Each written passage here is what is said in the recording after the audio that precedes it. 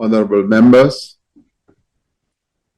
the mandate of the South African Reserve Bank is set out in Section 224 of our Constitution,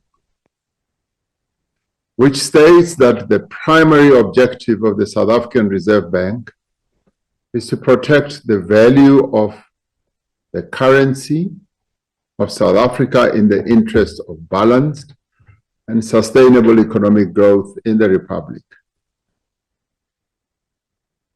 South Africa faces a structural growth and unemployment problem, which cannot simply be addressed by a mere accommodative monetary policy stance. We need to focus on the structural factors constraining our economy.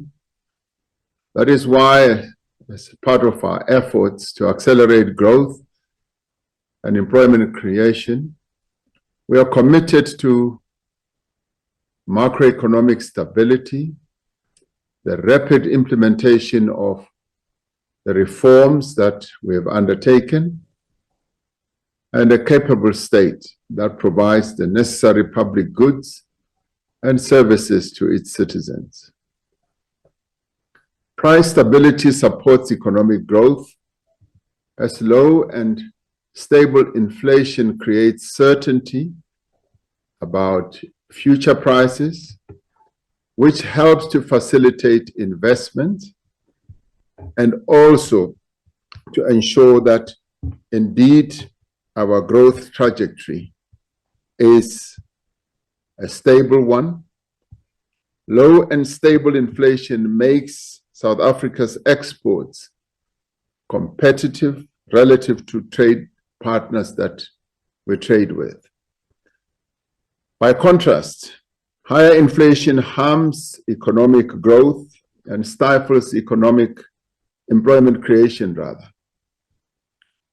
Higher inflation also erodes the purchasing power and the living standards of everyone, especially the poor in our country. As inflation rises, the cost of living goes up. Most items cost more and people are not able to afford many of the items they usually buy.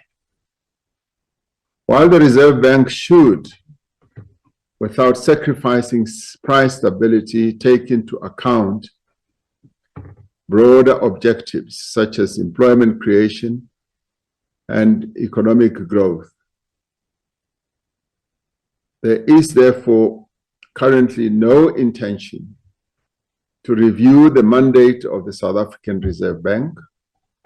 In terms of our Constitution, the South African Reserve Bank, in pursuit of its primary object, must perform its functions independently without fear, favor, or prejudice.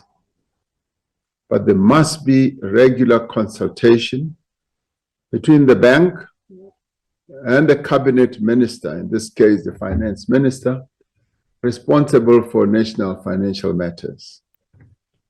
In terms of the South African Reserve Bank Act, the bank must and does publish a monthly statement of its assets and liabilities and an annual report and present those to Parliament.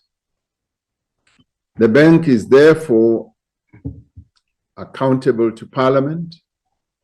The governor of the bank holds regular discussions with the Minister of Finance and from time to time appears before the Parliamentary Portfolio Committee and select committees on finance.